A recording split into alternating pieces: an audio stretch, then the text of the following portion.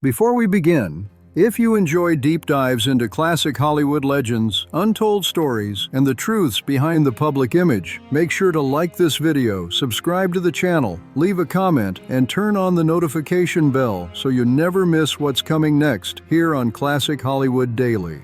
James Garner was born James Scott Bumgarner on April 7, 1928, in Norman, Oklahoma. Long before he became one of Hollywood's most trusted and beloved leading men, his life was shaped by hardship, resilience, and a fierce sense of independence. Garner lost his mother when he was just 5 years old, and his relationship with a troubled stepmother was so difficult that it forced him to grow up far too quickly. Those early wounds never left him, but they became the emotional backbone of his greatest performances. Before Hollywood ever called, Garner lived many lives. He worked blue-collar jobs, briefly played football, and eventually served in the U.S. Army during the Korean War, where he was wounded twice and awarded 2 Purple Hearts.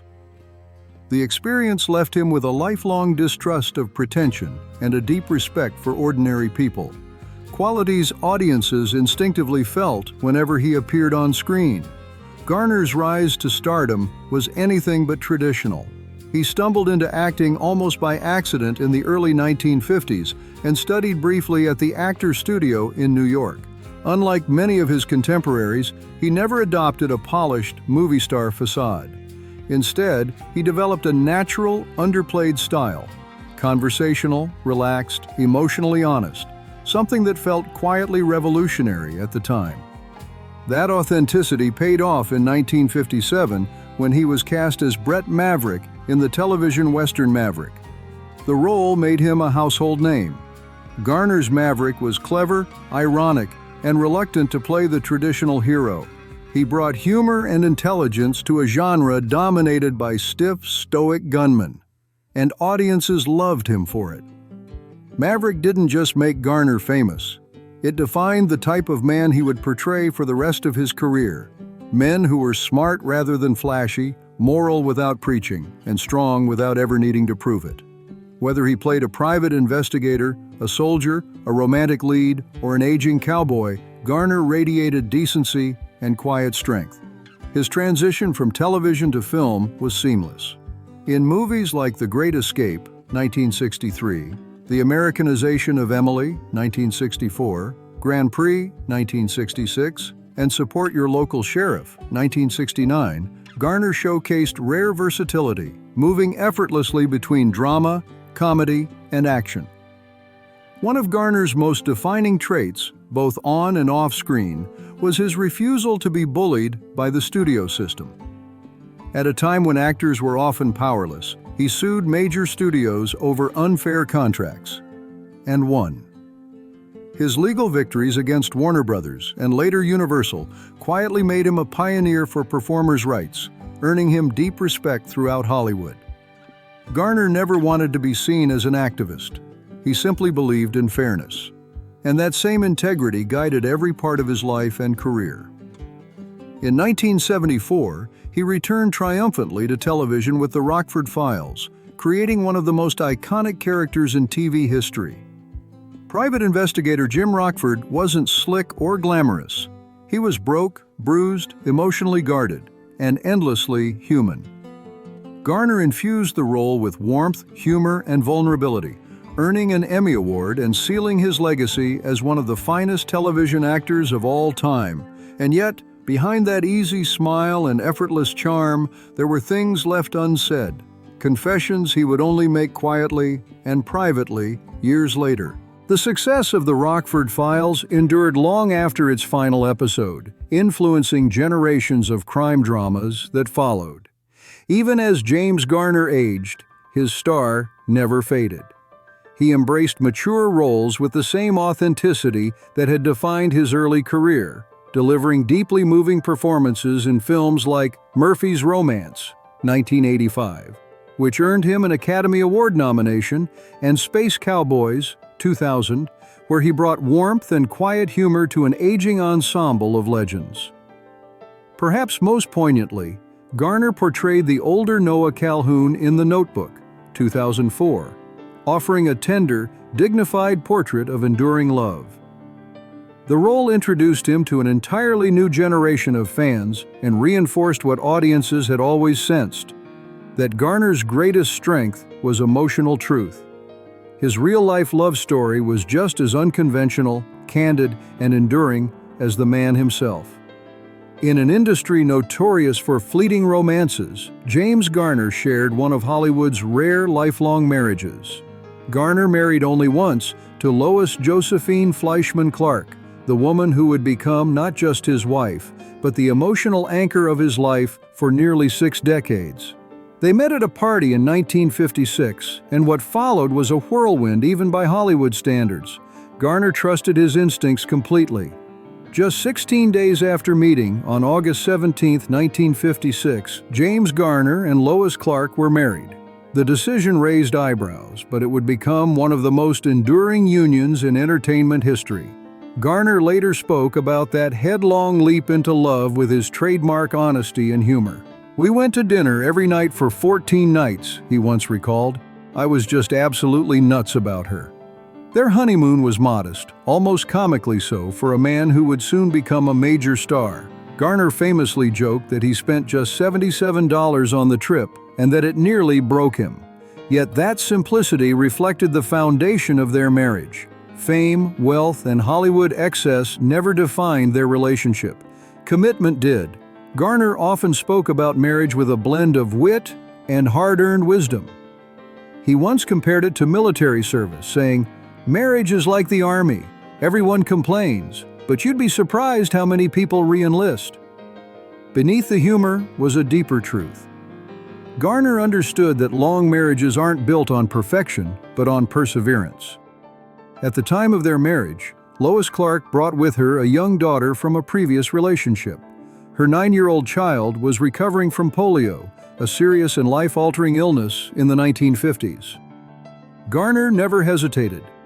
He stepped fully into the role of father, embracing Lois and her daughter as a ready-made family. That early act of responsibility and compassion revealed the same integrity audiences sensed on screen.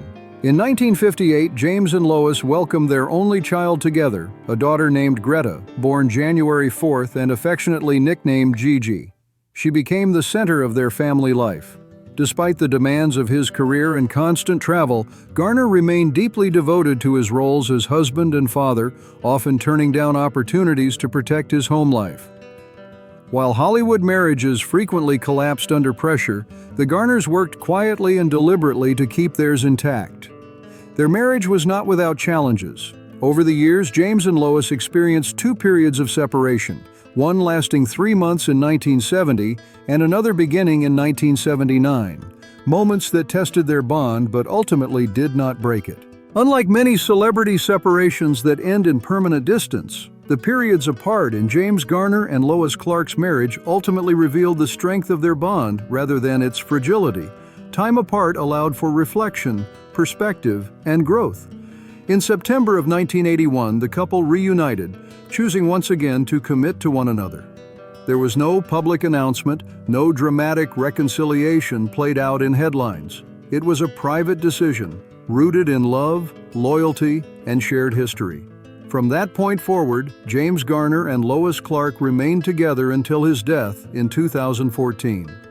In an industry known for fleeting romances and broken vows, their nearly 58-year marriage stood as a quiet testament to endurance, forgiveness, and genuine partnership. Lois, who practiced Judaism, and Garner, who deeply respected her faith, navigated cultural and personal differences with mutual understanding. Rather than compromise, their relationship was defined by respect. In the later years of his life, as the pace of work slowed, James Garner found himself looking back more than ahead. Fame had given him everything the world claimed a man should want: success, admiration, longevity, and respect. Yet when he sat down to write a final note to Doris Day, his longtime friend and fellow Hollywood icon, what emerged was not pride, but honesty. It was a confession, stripped of polish and performance, written by a man who had finally made peace with who he was and who he had been. "I never said enough when it mattered," Garner admitted. We spent our lives smiling for cameras, being brave for everyone else, but rarely honest about the weight we carried.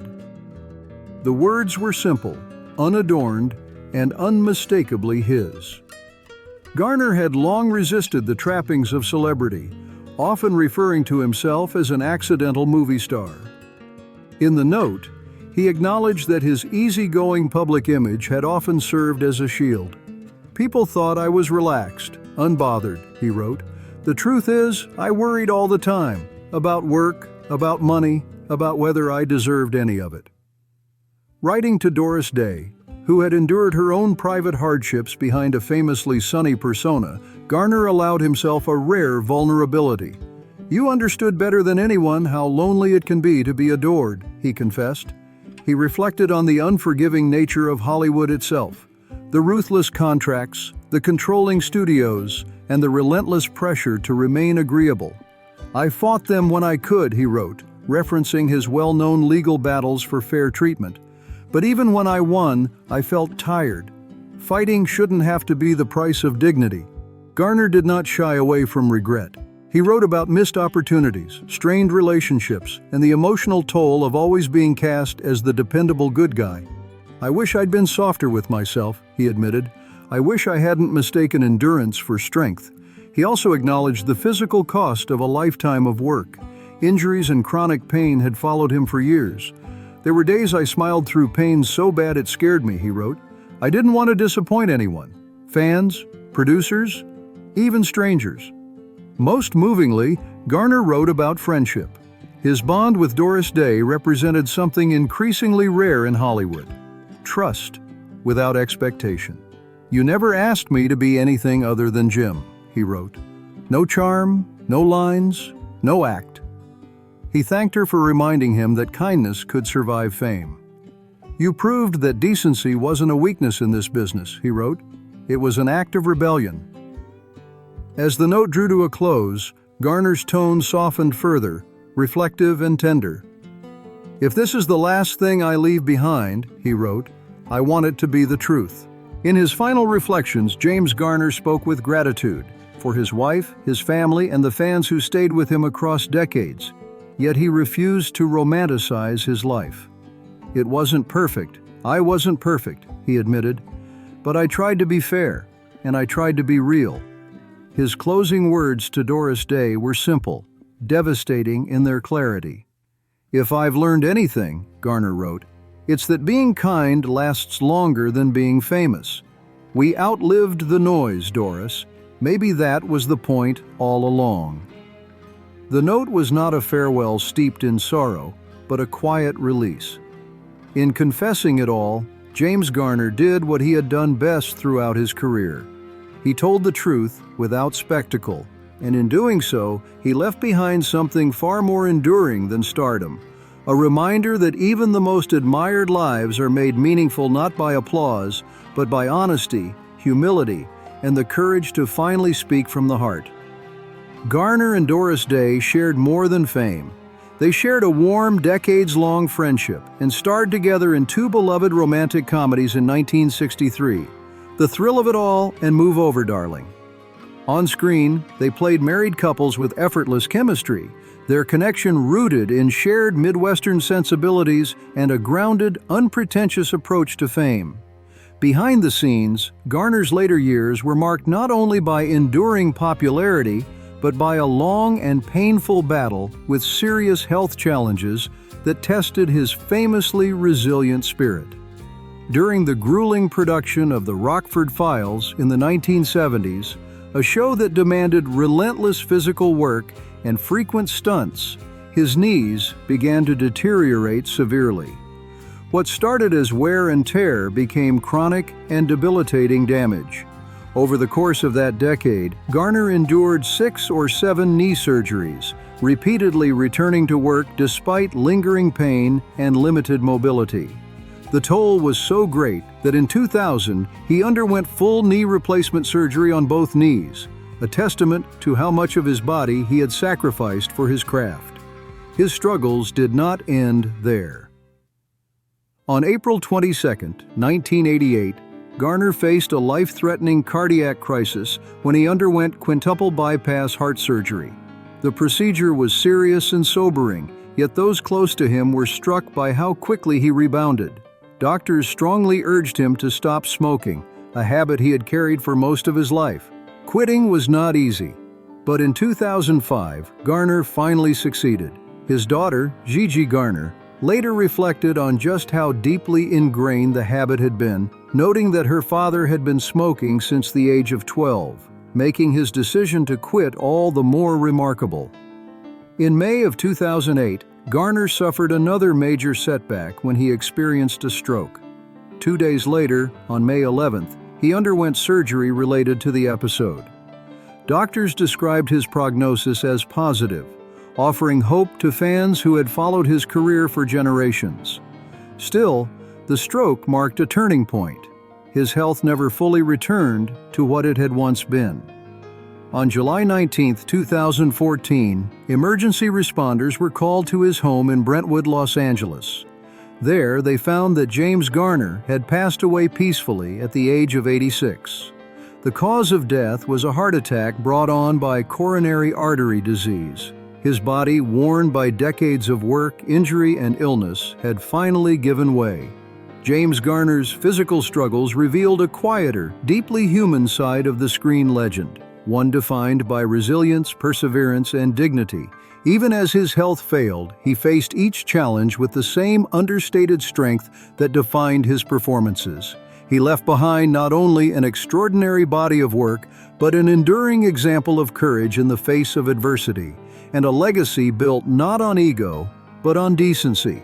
If this story moved you, take a moment to like the video, subscribe to the channel, and share your thoughts in the comments below. And don't forget to hit the bell notification so you won't miss future deep dives into the lives and legacies of Hollywood's most fascinating figures.